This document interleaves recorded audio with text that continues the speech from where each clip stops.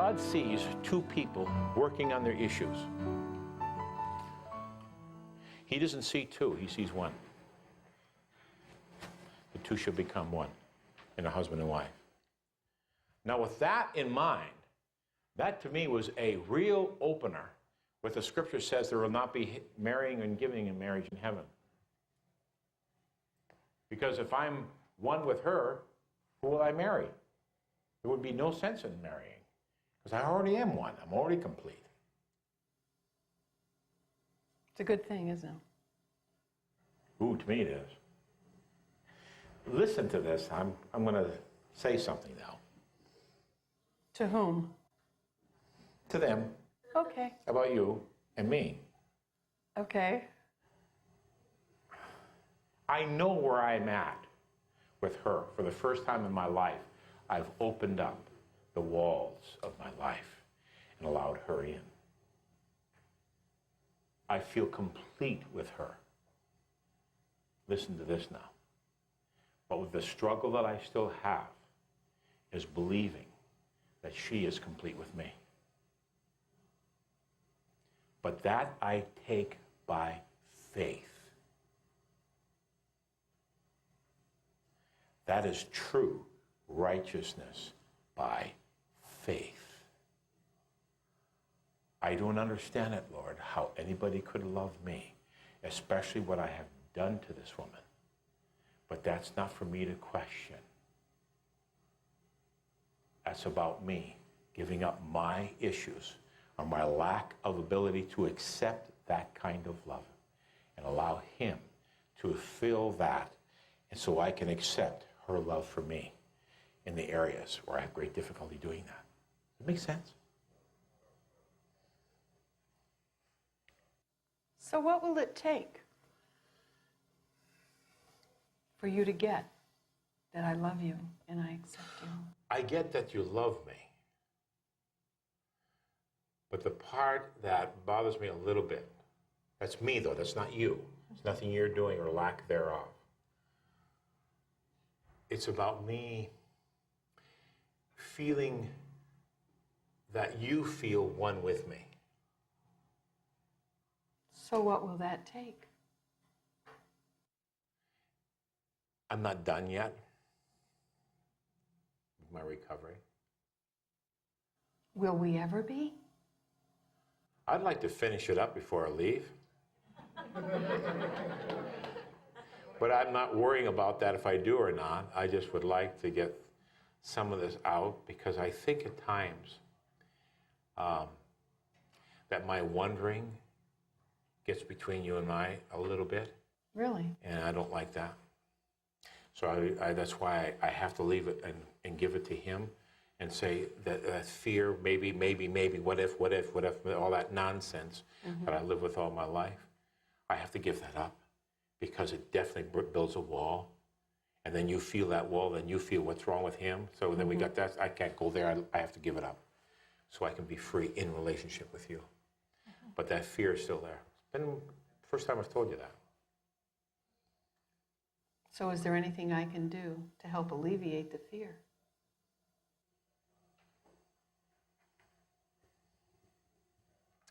The only way that you could do something that would alleviate the fear would probably be for you not to be yourself, to be somebody else. In other words, go beyond the way God made you. Listen here, my love. And let me tell you what, I was somebody else for far too many years, trying to please the universe. Yeah. I'm being me. It's too tiring to play act. Okay. That is for sure. That is for sure. And I don't believe that it is possible. I mean, you're either one with somebody or you're not. And I don't believe it's possible to be any more one with anybody than I am with you. You are me, I am you. And it's not that I have blended all my wishes and desires, and now the world is all of yours, or that you have done that either. It's we've learned how to compromise, how to dance with each other. Marriage is a dance. And I believe, Fred Astaire or Arthur Murray or not, we've learned how to dance. And it's pure joy. There may be moments when something comes up. It's usually when we're very tired. But the moments only last moments. Not long periods like they used to. Okay. I love looking in those eyes. Yes. And so do I, but I think we have a job to do here. Oh. Onward. I get it, but I have to do some more work. Okay, keep working then. It's a German thing to do anyway.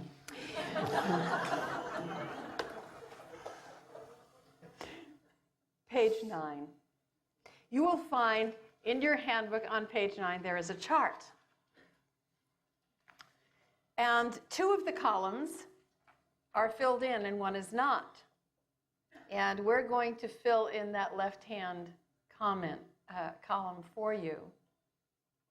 And what we have here is the source of our feelings and our behaviors, where certain feelings and behaviors come from. Please note that the damage received is the column that's empty here. So we're going to look at the behaviors. We're going to look at the character defect or the thought and feeling defect that set that up. And then we're going to give you what particular damage in life set up the thoughts and feelings and the behaviors. See, most of us can recognize our behaviors better than we can recognize our damage. That's why we do it in this direction. Do you tend toward perfectionism? Do you procrastinate? Do you settle for second best? Comes from a character defect, in other words, thoughts and feelings. You lack the right to feel good about yourself. You lack the right to take risks. That's been brought up, a person being brought up in a family with a lot of criticism, general criticism. And the criticism didn't have to be of you. It could have been fried pastor for lunch every week, where they chewed him up and spit him out. Or it could be grousing and complaining about the neighbors or extended family members. But you got a very strong message. And the message was, when your back was turned, they would chew you up and spit you out too. So in order to avoid that, you tried to become as perfect as possible so that they would have nothing to criticize, only to discover that the more perfect you got, the more criticism you received. So we wind up become perfectionistic or the other extreme, which is what? I don't care about anything or anybody. I don't care the way I'll look. The other end. And why do we settle for second best? Because we don't think we're worth first. Next. Do you tend to have unhealthy relationships? Do you lean toward materialism? Do you like things? Do you have an overly competitive spirit? You want the bigger toy or the bigger salary than anybody else. That comes from not feeling valued for who you are, poor self-worth.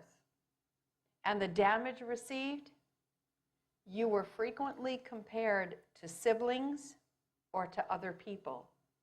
Why can't you play the piano like Zelda? Why can't you? Why? What's wrong with you that you aren't as good as someone else? Your relationships tend to be superficial. You have a tendency to sabotage a relationship when it begins to work. That comes out of the character defect. You have a disbelief in the possibility of true intimacy. You're afraid to trust. You tend to be insecure in relationships. The damage in early childhood is emotional unavailability of the parents. The parents were physically there, but you could not really emotionally connect with them. It's very common, by the way. It's not abnormal. Next. Do you tend to be emotionally flat? Are your emotions pretended? You make believe you have them? Do you have an underlying feeling of estrangement from others? If so, the character defect that set that up is a distrust of self and others, ignorance of others' feelings, and a destruction of your own feelings. And that's from being raised in a home and family where your feelings were discounted. Very common. It's dumb. It's stupid to feel like that. And anyway, you can't count on feelings. Forget your feelings. Just do your work. Get it out of it. Don't worry about anything. Just keep pushing. Go through it. Do you tend to be abusive to others? Are you emotionally withdrawn? You can be friendly on the outside, but you can't really get close. You tend to be sexually frigid. This comes out of the thought and feeling that there's no such thing as being personally safe, and you consider unsafe touch as normal. And this comes from being raised in an environment where there was a lot of abusive touch and or frequent spanking, but the spanking did not fit the crime. It was always in excess. All of this produces a feeling of being rejected. Again, these are damages occurring during the first 7 years of life. Let's go on to the next one. Do you tend to have a dependence in most relationships? Do you tend to have a fear of commitment? Now, what is the opposite of dependent in most relationships? Super independent. Super independent. I don't need anything or anybody. Both of those are coming out of the same damage. Character defect there is a disbelief in true intimacy, feeling uncomfortable being touched or touching other people, being brought up in a family system where there's little or no touch. Now, with my background, little or no touch, how do I take care of that being a pastor? Pastors need to touch people and be touched. That's part of the job. Well, how do I get around that? I'll tell you how I did it. I touched everybody else first. When childhood is out of control, adulthood will take control. So I touched everybody else first. I gave them the hugs. Matter of fact, the last church we pastored said I was the mushiest pastor they ever had. With my background, you tell them I'm mushy? But that's the reputation I had there because I was hugging all the old ladies. I can't hug the old ladies anymore because they're the same age as I am. But anyway, I was hugging all the old ladies and having a grand time at it. But I wouldn't allow them to hug me first. Why? Any idea why? If they hug me first, that gives me worth and value. Can't go there. But do you know how desperate people are for warmth, for tender touch? You know, these little ladies would say to Ron, as they would approach him at the door, "You know, Pastor, I love your prayers and your sermons are wonderful, but I come every week to get my hug." That's how desperate people are for affection, for tenderness. Keep rolling. Do you tend to be obsessive about your appearance, or do you have an excessive fear of aging? You counting all the wrinkles on your face? Do you feel the need to look and be perfect? Do you have difficulty accepting yourself?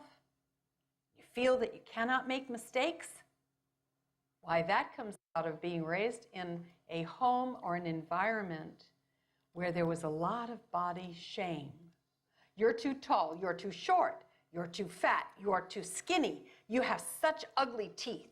No good minister would-be is ever going to take a look at you with those ugly teeth.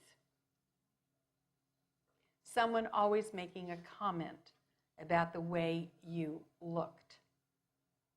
You tend to have grandiose ideas, having a feeling of being damaged and dirty and different. You have a chronic distrust and a sense of insecurity. That comes out of the character defect, distrust authority figures or whatever feels like authority, and don't like the idea that I belong anywhere. I just resist I belong. Not only that, but I resist anybody who feels like authority. And when Nancy would ask me to pick up my underwear, that's authority. And I rebelled against that. That's been being brought up in a home where your parents were embarrassing to you. Doesn't mean that they necessarily were, but you thought it was embarrassing. Maybe they just didn't attend your games or your plays or your events at school. Maybe they were grossly overweight and you were embarrassed by their presence. Maybe they didn't shower frequently and people walking by would go, ooh. Or they would make weird comments in the presence of your friends. Anything that embarrassed you and it really turned you upside down inside. Or it could be something as horrible as being the son in a home where there was a single mother who brought a different guy home every night and got paid for it. And you were humiliated by the names your mother was called by your friends. Next one. Do you have a haunting sense of inferiority? Do you tend toward perfectionism? You pretend to be ignorant, that you don't know. You have a lot of anxieties. This comes from a fear of trying new things and fearing and expecting, predicting punishment for mistakes you make. Therefore, you cannot make mistakes. And this comes from being raised in a home where you were expected to know, but you were never given time or instruction to learn. Very common, because generationally we haven't had the time to instruct our children. It was about survival. Correct. And today we don't have time to instruct our children, even though we've got all the time in the world. Because we want more things, so there's less time. And finally, You tend to be hyper-responsible. Do you deny your own personal pain? Are you about people pleasing? Do you feel I must be perfect? I have no right to refuse, no right to be tired. I must go, go, go, go, go. That's being brought up in a family system where your acceptance was conditional. Jesus loves all the good little girls and boys. That's a lie. and Jesus will love you if your room is neat and clean all the time. And Jesus loves the helper children who help their mommies and their daddies. Ooh. God loves all children, good, bad, and indifferent. He may not like our behaviors, but he loves us. We need to get that one straight. That's all rejection. Are you beginning to see how severe and why it's so severe? Because it affects almost everybody, if not everyone. Dr. Joseph Evoy was a Chicago-based psychiatrist who saw only clients who would report that their wound was rejection. And in his wonderful book, unfortunately now out of print, entitled The Rejected, he makes this statement. He says, every decision in life is colored by early childhood rejection. It's like putting on a pair of glasses that are rose-colored, and so everything appears rosy. Well, for the rejected, it's like putting on a pair of glasses that are colored with rejection. And so everything out there looks like it will reject me or is rejecting me. So what happens if I am in an audience or around people, just say around people that totally accept me, and I feel totally rejected because from my beginnings. I look at those people that are totally accepting me as they're not accepting me the right way. If they really loved me, they wouldn't be yawning. If they Thank you for the example, the two of you on the front row. if they really loved me, they wouldn't be crossing their legs. They'd be sitting up at attention and not fading off to sleep. All kinds of weird, we come up with all kinds of qualifiers. If you really love me, you wouldn't get sick on me. I see. Isn't that the way it was in our early life? Absolutely. I was getting sick to affect you, not just I was getting sick, and it would affect you. Watch how this happened 2 years ago about rejection. Nancy went in to have her cervical fusion. As we're driving to the physician, she told me, she says, I want to be anointed. I said, do what? She said, I want to be anointed. She said, if I go on the table with the fears that I have, it won't be coming off. What was my fear? From early childhood, just on a feeling level. We're very, very tired. We went right up into the operation, working to the last minute. And the doctor and I and the local pastor anointed her. And she went into surgery with the song on her lips. Anywhere with Jesus, I can safely go. The doc came out he said it'd be about 2 hours. Doc came out 5 hours later. He said everything went fine, great. I went in to see her in ICU. Said it was going to take 2 hours, took 5. And everything went great, so why isn't she in a regular room? Why is she in ICU? You see what I'm beginning to do already? Building a case. In case she dies. Now, this is not a thought process. This is a feeling, what happened to me. And so the behavior follows the feeling without the thought in Without between. the thought, I found myself drifting. You know how I was drifting? Into my computer and just driving around town when I should have been sitting in the hospital alongside of her. The physician came in to see how she was doing and spent 2 hours at her bedside waiting for me to show up on Saturday afternoon. He says, where's your husband? I was scared to death she was going to die. But it don't bother me any. I just shut that right out of my head. I can survive. She dies, it's all right. Missy, what do I do next? I've already got my whole life planned if she dies on me. It's crazy making. So because of that, I'm not there for her. And I didn't even realize that until she told me how much it hurt her that I wasn't there. It won't happen again. We've learned to tell the truth to each other. Oh, yeah. And that's a very valuable thing, telling the truth. You know, if the two are to become one, how can you do that when there's secrets, there's history, there's junk between you? How can the two become one? So we've learned to tell each other the truth, painful though it may be. So Ron and I ended up with a long night of tears, and that's okay. Because what's one day or one night out of a lifetime? But I'll You tell can what, afford to use it one. won't happen one. again. Guaranteed it won't happen again. I probably will never be able to get rid of him the next time. I'm moving in, kid. That's good. I love it. First of the 4 major damages, rejection. Second one is the one we don't like to talk about, sexual abuse. Very common. And yet, even though it is painful and we do not like to talk about it, it is necessary. You know, Ron and I for years have been giving the statistic that 75% of all women at some time in their life have been sexually abused.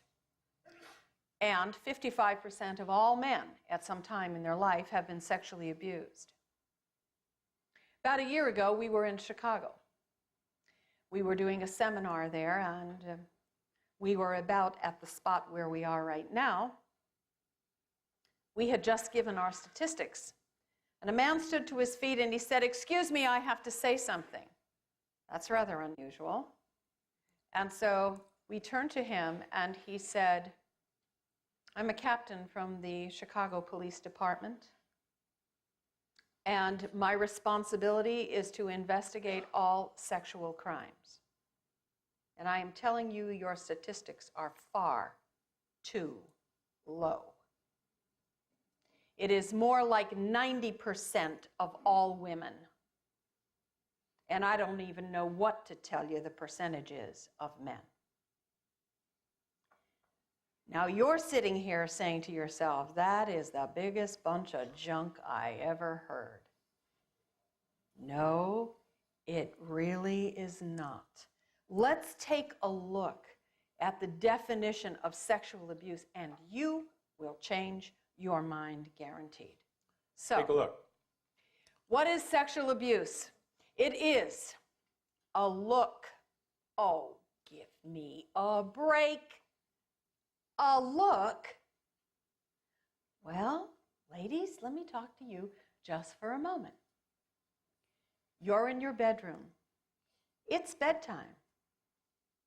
You are undressing, and you've forgotten to pull your shade. And you are as close to your birthday suit as you can get when you glance at the window and there is a man out there with his nose pressed against the glass. Do you feel violated? Yes. Now let me ask you men. You're getting undressed to go to bed at night, and you find yourself standing there nude. And you look over to the blind you forgot to pull down, and there's a woman looking inside. Do you feel violated? No.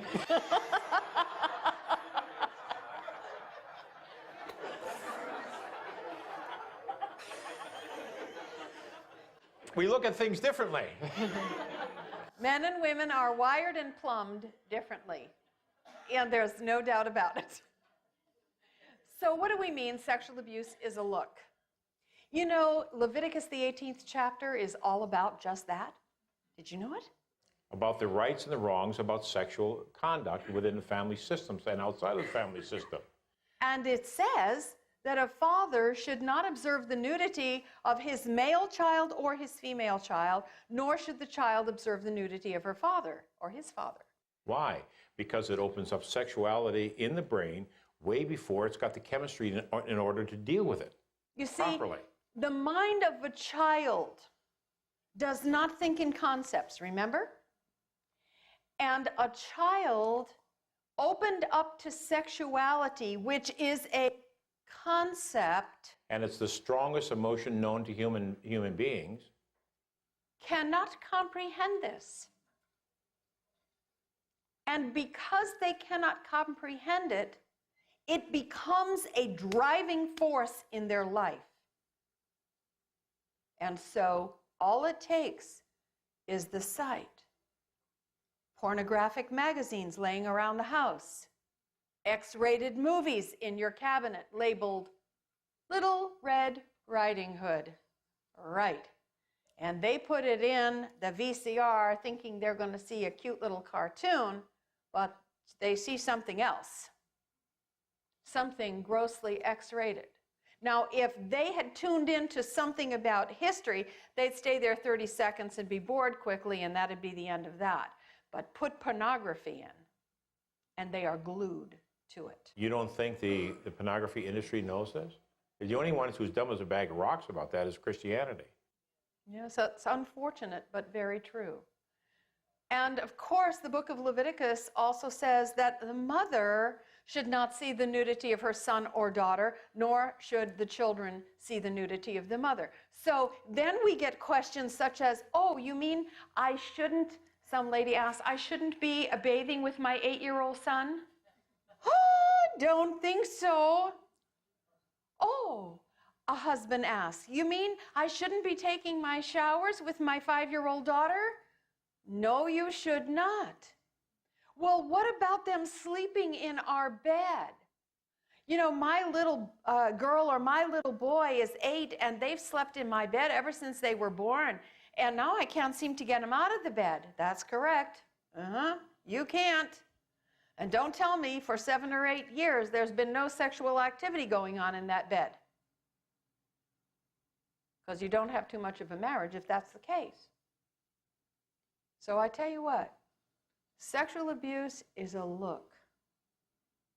It is also words said of a sexual or sensual nature to people to whom you are not married.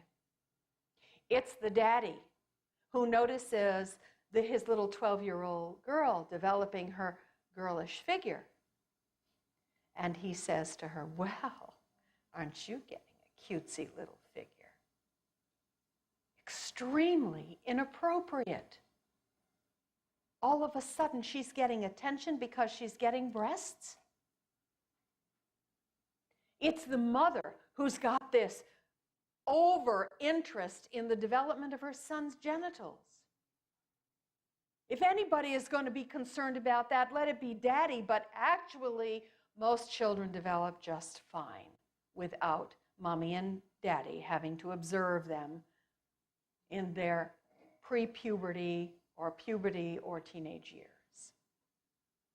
So, sexual abuse is a look, it is words said, it is an inappropriate touch to a sexual or sensual part of the body. And not too many people realize that the area from the elbow to the waist is one of the most sexual parts of a female's body. And so then, when a husband who tends to be a violent, abusive man grabs his wife to restrain her, which often happens, he leaves his forefingers making black and blue marks on a very sexual, sensual part of her body, not realizing that not only is he physically and emotionally abusing her, but he is also sexually abusing her. Sexual abuse is a look, it is words said, it is an inappropriate touch, it is fondling, which is sexual touch of a sexual part of the body for the sexual pleasure or excitation of the one doing the touching, or it is intercourse, and I don't think that we need to describe what intercourse is. And you know, it's very interesting that many people say, "No, I was never sexually abused because there was no intercourse," or "No, I never sexually abused somebody because I didn't ejaculate." Excuse me? Look at the definition. A look, word said, inappropriate touch, fondling, or intercourse.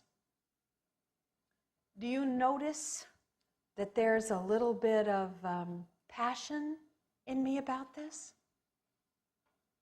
The passion comes from my own experience, but it comes from also the experience of thousands of women with whom I have talked.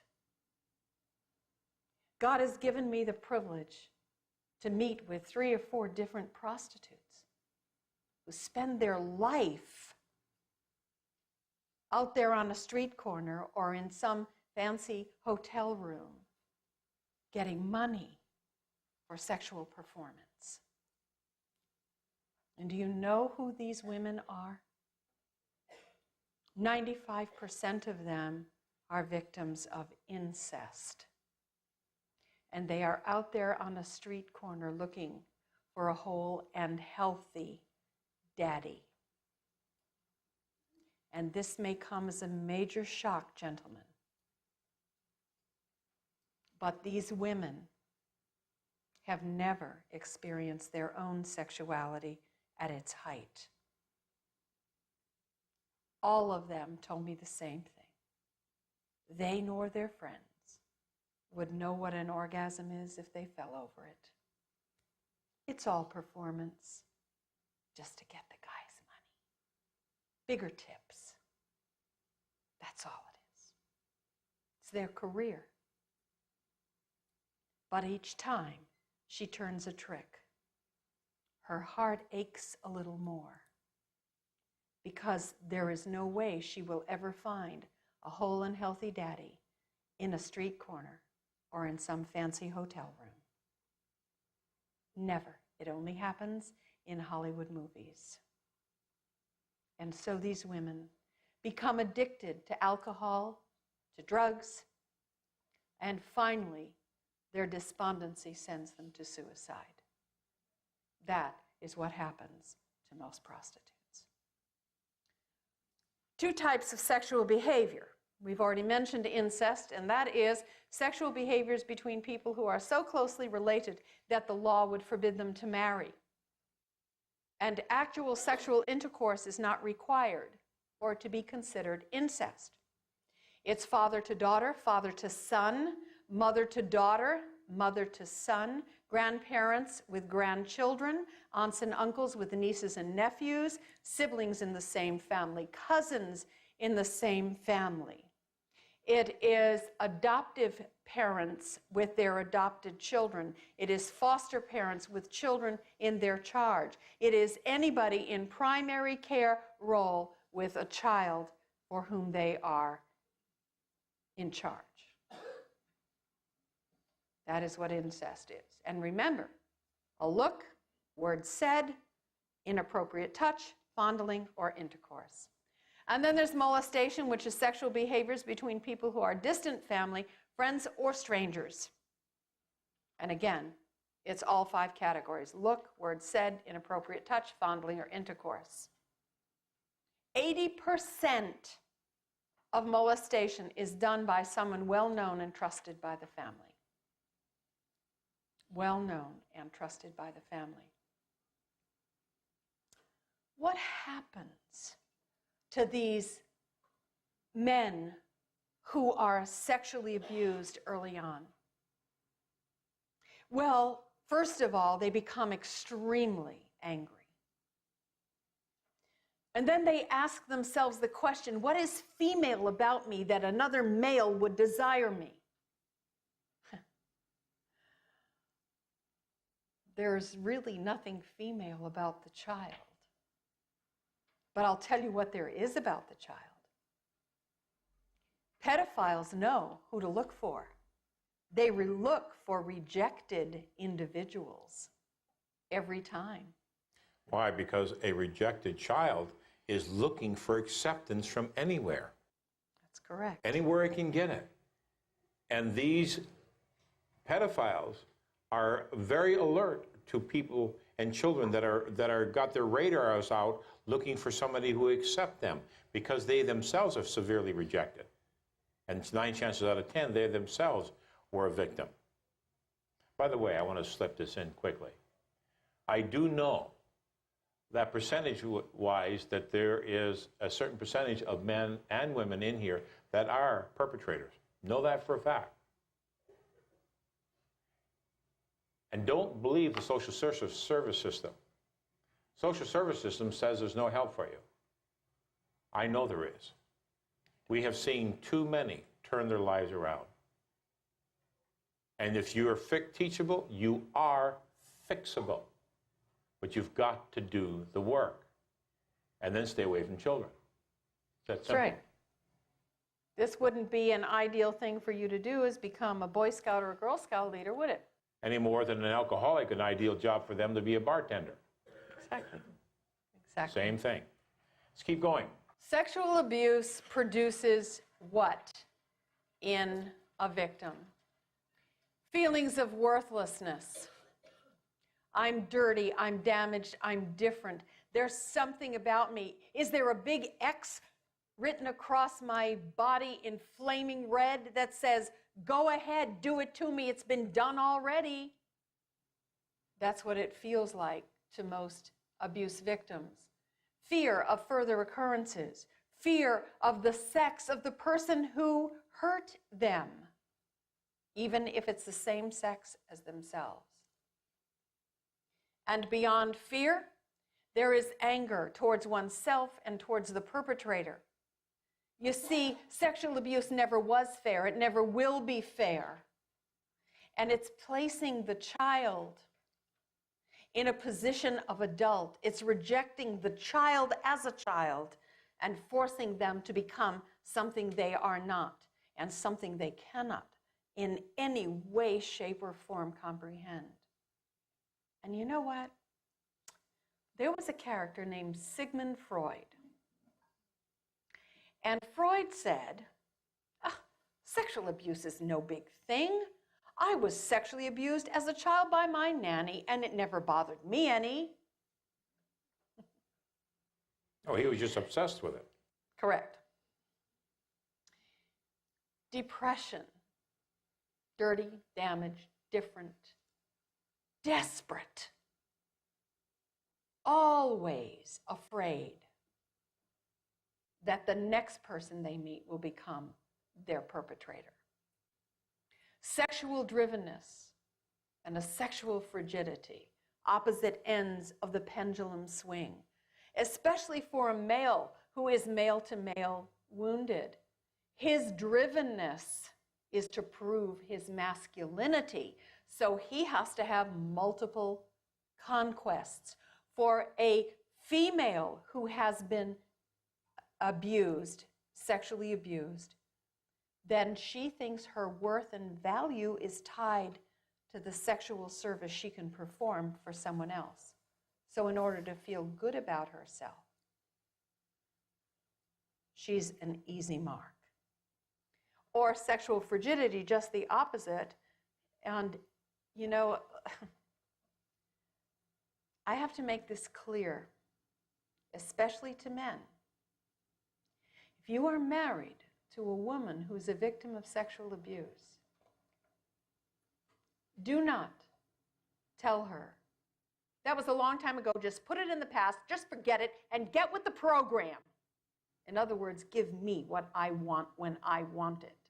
She can do that as easy as you can forget sex for the rest of your life. That's about right.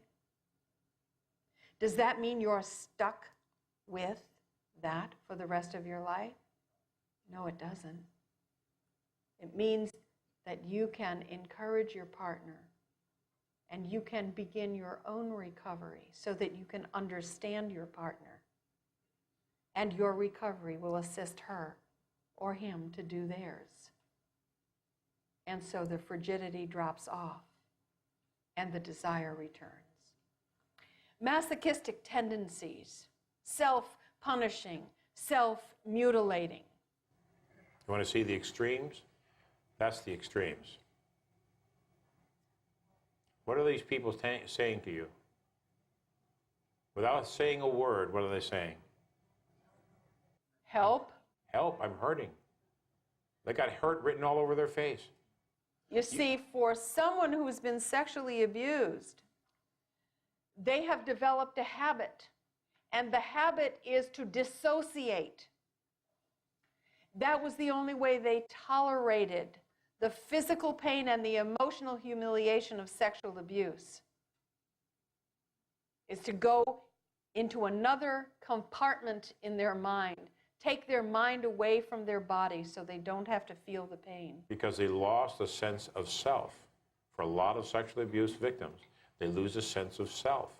And the way they get that sense back is pain. Or the sight of blood. So many victims will carve on themselves with sharp instruments or pierce themselves with sharp objects. So where did I get the pain? I didn't cut it myself as a kid. I got it in school. I was brought up in a school system where corporal punishment was the norm. And I was always on the bad side of a teacher. And they used to say to me, "Bend over, Rock, you're getting 3 licks."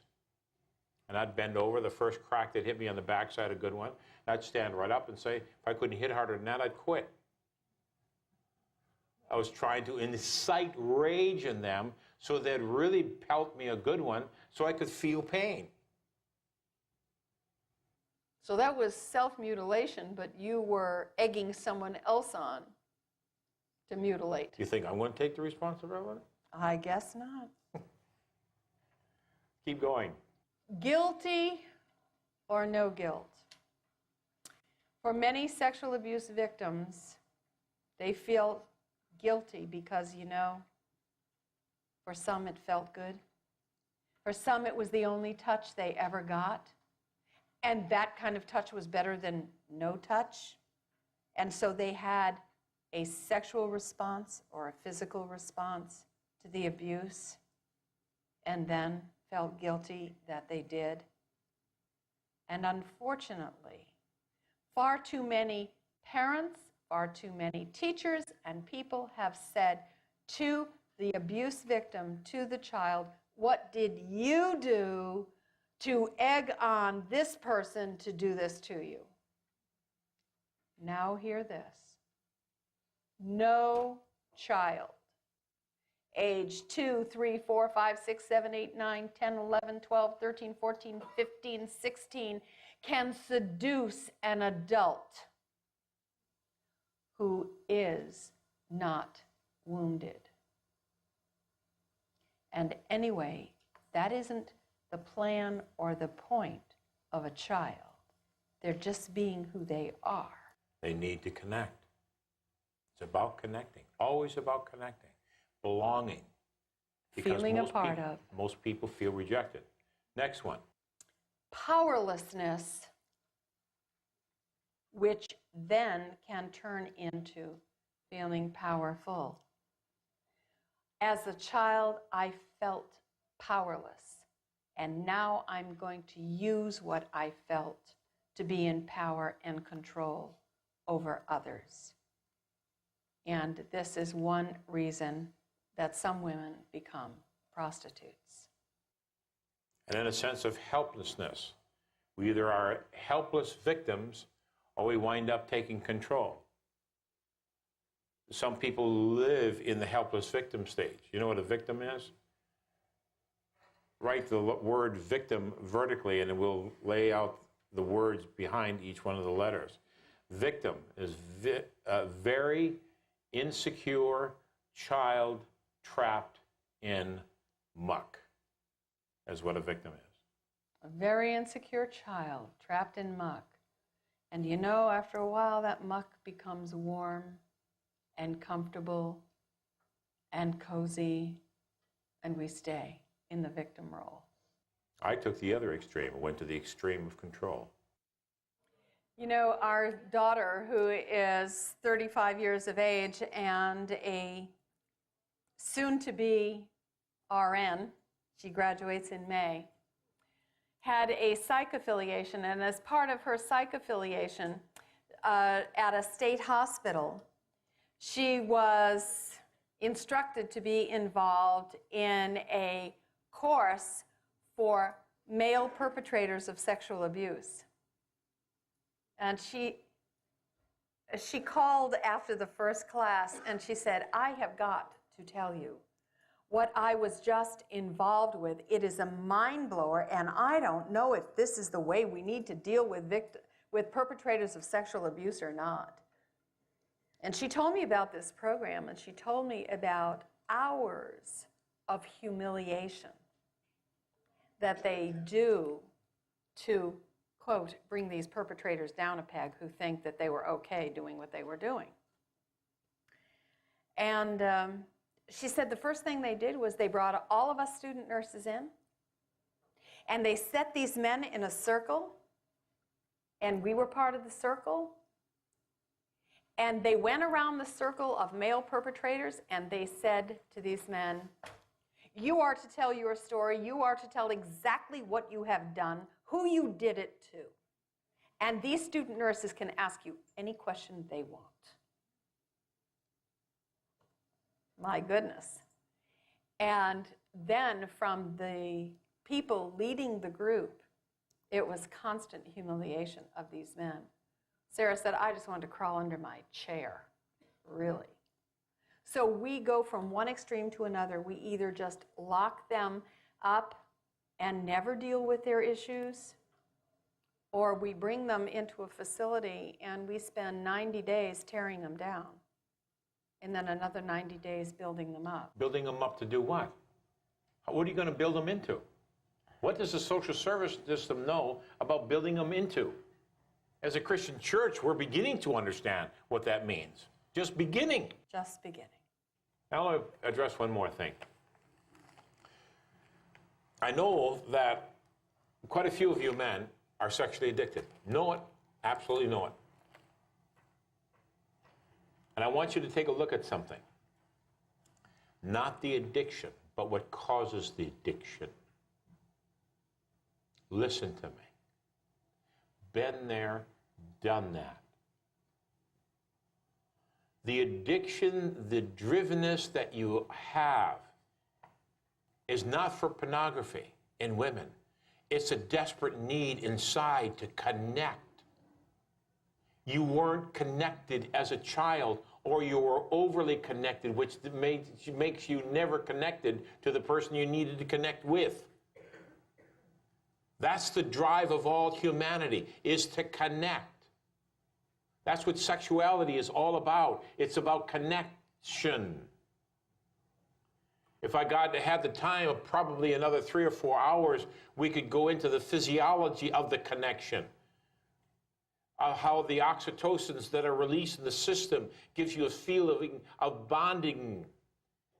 You don't have addictions to pornography without the female or the male being there. Without the pictures, there is no connection. It is about connecting. Get that. So what do? Burn all the pornography? No, you find out what's driving you to the pornography. Get the character defect that sets that up. Resolve that issue and it'll go away, guaranteed.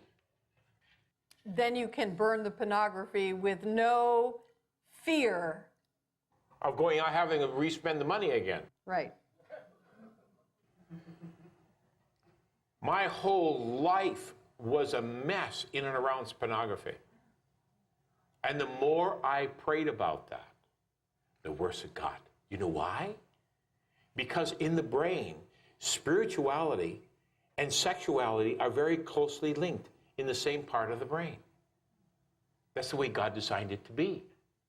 That when we become one with somebody in a committed relationship, we think about my wife, I think about sex. When I think about sex, I think about God. And I think about it is a connection. It is all involved with each other. And Satan knows that. So if he can open us up to sexuality, either by being exposed to sexuality way before our time, or we have a desperate need to connect because of rejection in early childhood, our whole life is about sex. And it's about connecting. And it totally usurps our ability to become spiritual. So in order to get spiritual, we become religious fanatics. That is the core of all fanaticism around religion. It is sex every time. Look at them all. Koresh being one of them. I can give you a long list. It is all about connecting. So if you go to the character defect that set up the sexual drivenness, you'll find that your sexual drivenness will drop off. Do the recovery. Been there, done that. Today, I've got a drivenness, but it's for this woman and this woman only. Have no fantasies at all anymore. It's just this gal. She turns me on. She likes that.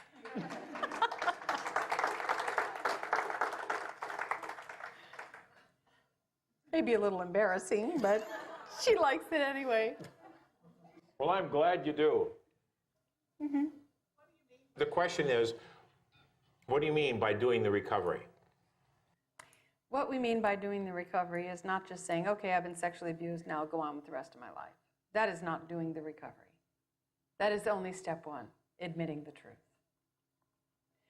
Step 2, 3, and 4 have yet to be done. And I will tell you that in tomorrow's session, we will go over those steps in absolute detail. We will also leave behind a 22 session, 1 session a week, 2 hours per session for 22 weeks. And in small groups that are gender specific, we watch a video of teaching for half an hour. Each person has their own workbook. We go into the workbook, we answer the questions, we share in the group what we're comfortable with. And this goes on for 22 weeks. It's a very directed study. Correct. It's not some place you just sit there and rehash the old garbage over and over and over again. No, it's a directed study going from one topic to another. And the miracles that are happening around this nation, in fact, around the world now, that are coming out of that. We get daily emails of dramatic lives changing. It just blows our minds. So awesome. And God is always the power for recovery. Remember that. But He needs our cooperation in the process. We need to be teachable. He needs us to be willing to acknowledge our truth. The longer we deny it, the more we stay in bondage to it.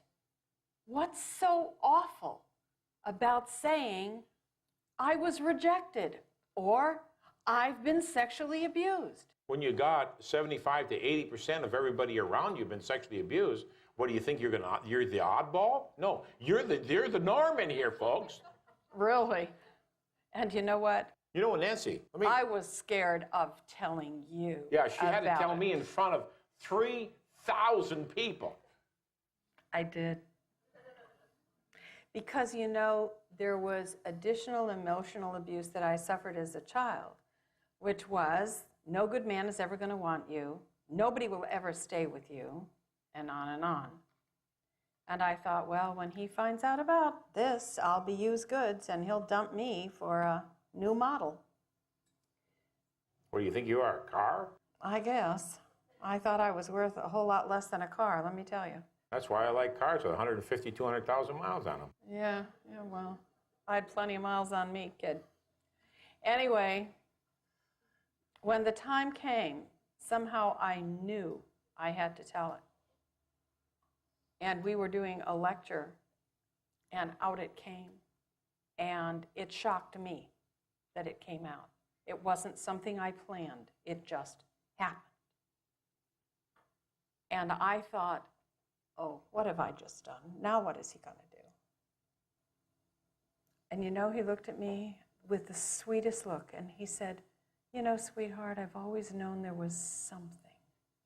I just didn't know what. And then he came and put his arms around me, and he said, I'm so sorry that this has happened to you. You didn't deserve this. And I'll tell you what, it was as quiet with 3,000 people listening as it is in here right now. Because many of us have suffered this abuse and have thought that we had to perform to the max so that nobody would ever know. So that we could keep it the secret that we were told as children it should be.